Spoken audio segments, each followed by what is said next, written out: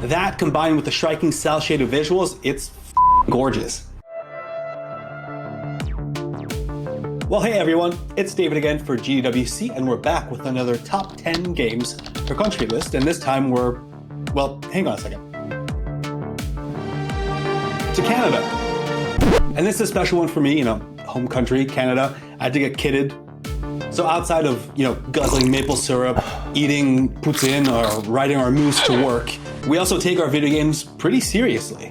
Canada is an absolute powerhouse when it comes to games. You might not even know a lot of your favorite games are from Canadian devs. I mean, Montreal alone is basically the San Francisco for gaming.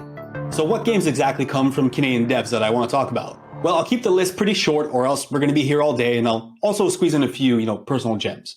From Ubisoft, Assassin's Creed, Rainbow Six, Far Cry, Prince of Persia, Splinter Cell, Watch Dogs. From EA, FIFA, Need for Speed, NBA Street, NHL, Skate, SSX. From BioWare, Baldur's Gate, Mass Effect, Dragon Age, the classic Jade Empire. From WB Games Montreal, Batman Arkham Origins, the upcoming Gotham Knights. From Relic Entertainment, Age of Empires 4, Company of Heroes, and Warhammer 40k. From Next Level Games, Mario Strikers, Luigi's Mansion 3. From Crystal Dynamics, Tomb Raider, Marvel's Avengers, the upcoming Perfect Dark. And from Eidos Montreal, Deus Ex, Marvel's Guardians of the Galaxy.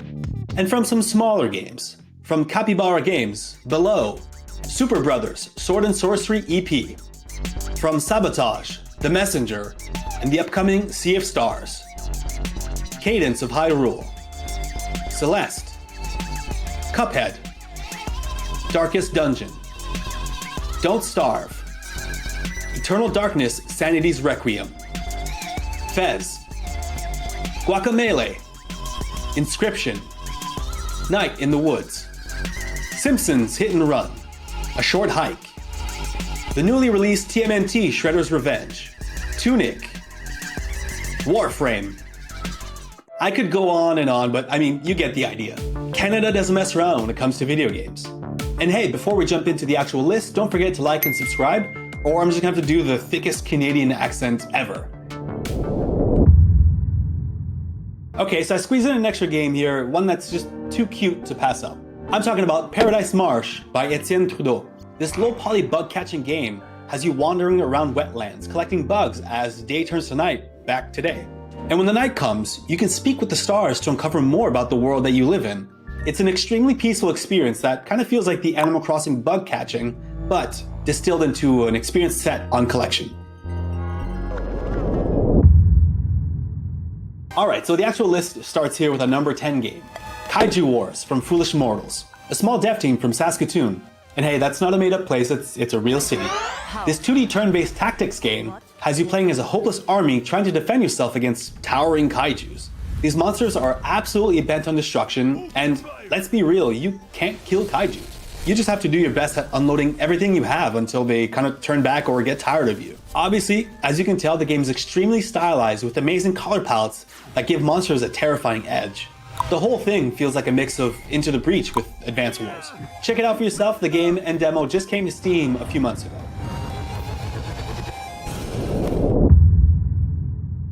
Have you ever wondered what it would look like if you combined Guitar Hero with a deck building game like Slay the Spire? Well, that's our number 9 game. Power Chord is next. Assemble a quartet of metal musicians, all with their own classes, or I guess instruments, and take on legions of demons to become the absolute best band. Each musician has their own strengths, and you need to balance your limited moves of trying to build the best combos to defeat your enemies. The unique theme really elevates the traditional roguelike deck builder game to something completely different. The game is still in development, but you can pick up the demo now on Steam. And hey, this won't be the last game by these guys that we see on the list. So for my number 8 game, it's something that you're better off playing standing up rather than sitting down. Burnit Quest is next. This 2D platformer has you working out, like for real working out. The game features a full campaign with tons of exercises that actually work to get you sweating.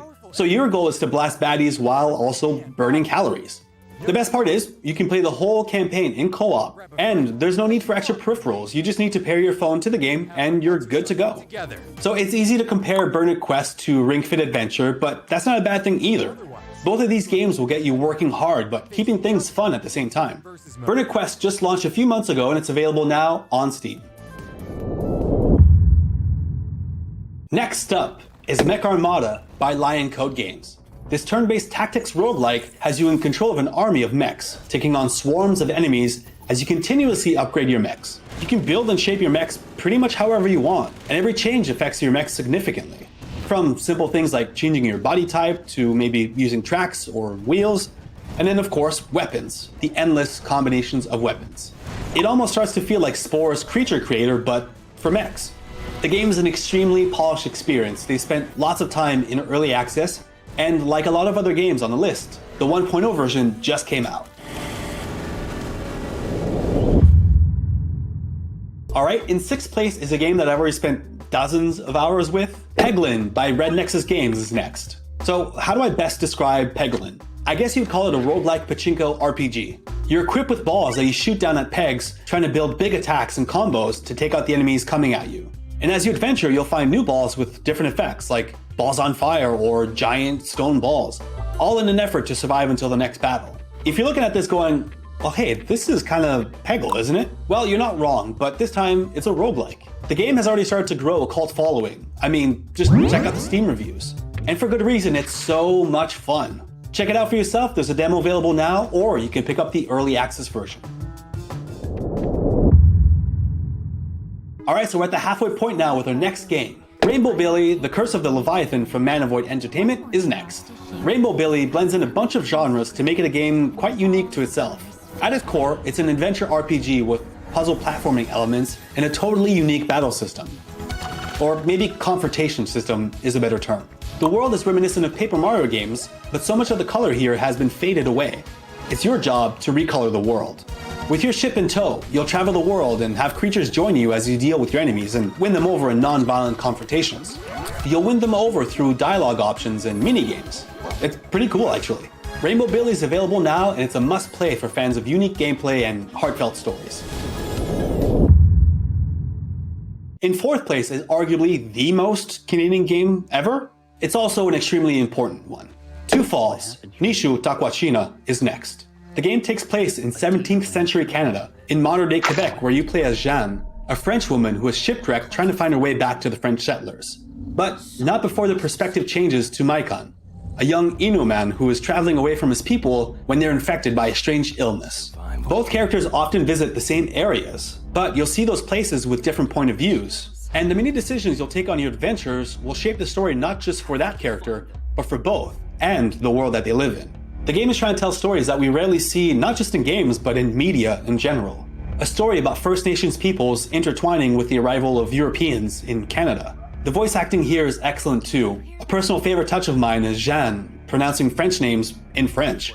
And most importantly here, the team behind the game has Indigenous peoples on the team. They've consulted with Innu institutions and elders to validate their stories and scripts. This isn't just a bunch of white dudes trying to tell a story that isn't theirs to tell. For Canadians and anyone interested in Canadian history, keep an eye on Two Falls. It's set to come out in 2023. Alright, we've cracked the top 3 and, I mean, it's way too hot to keep all this on. Sorry about that. Alright, number 3 game is one that I'm really excited about. Beneath Oressa from Broken Spear is next. So, roguelike deck builders has been a trend in the last few years, and this isn't the first one on the list either, but Beneath Oressa takes the tried and true formula, but injects it with a fighting game twist. So the battles take place in 3D arenas where your position actually matters. You can push enemies away, run away yourself to avoid AoE attacks. It's crazy, there's an extra level of strategy here beyond just card combinations. And I mean, are you seeing these animations? That combined with the striking cel-shaded visuals, it's gorgeous. The combat is so fluid, it makes me want to quickly play cards one after the other, just so I can see my character flow through their attacks without any hesitation. Just like the golden standard Slay the Spire, there's tons of characters, cards, and equipment that make every run fresh from the last one. The release window is some point this year, but in the meantime, you can run through the demo as many times as you like. In 2nd place is Big Blue Bubble's other game, the devs from Chord. Foregone is next. This 2D pixel art action platformer has hardcore combat with a bunch of different weapons and loot you can collect throughout your adventure. The huge bosses are really intimidating, but with the right build you can take on anything. And it's not just melee weapons, but you also have long-range weapons like bows and arrows or guns. And your character has her own abilities too to take out swarms of enemies. So it's impossible not to compare it to Dead Cells. I mean, the visuals and combats have a lot of similarities, but Foregone really forges its own path with its story and character. The protagonist is beautifully voiced and actually has a really good story that pulls you throughout the adventure.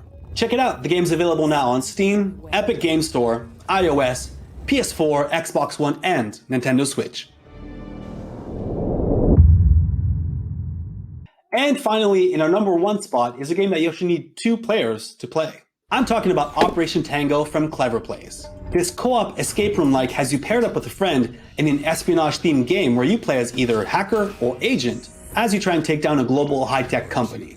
And communication here is absolutely key. You yourself might be in a room with a bunch of switches that make no sense to you, but your partner has a cheat sheet that gives instructions for you in the room. It gets really tricky and often hilarious as one is trying to do their best to explain what they're seeing and the other one just not understanding. So if you have PS Plus and you're like me, you claim your games every month and then sort of forget about them and eventually come back to them when you have time. Well, this one was included in 2021. So go check your library, you might already own it. The best part is you only need one person to own the game. That person can then share a Game Pass for a friend to play along together. And it's cross-platform too, so anyone on PS4, PS5, or Steam can play together. It takes 2 to save the world. And so that was my list, my top 10 games from GDWC from Canada. So I sort of saved this Canada episode for a special moment. Unfortunately, the Canada episode will be the last for quite some time, I think. These videos have been doing great, but we're not seeing a lot of growth, so we're actually going to try and pivot to something else, try and experiment to see what actually works. But if you want to see more of these country videos, make sure that you like, subscribe, and comment on the video so that we know that we should keep making these top 10 games per country. I really appreciate everyone watching until the end. Until next time.